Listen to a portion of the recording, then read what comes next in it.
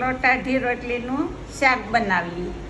હા, 2 પાવડા તેલ લેવું, રાઈ જીરું નાખ્યું, હિંગ નાખશું, થોડુંક લસણ નાખશું,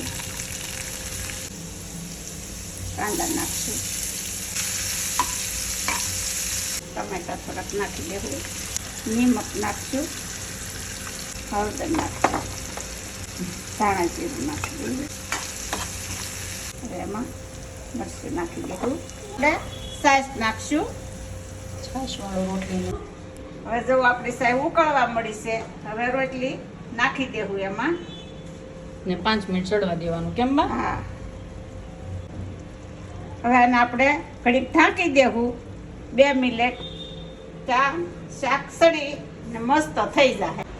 હાલો, શાક બની ગયું છે, આવી જાવ ખાવા.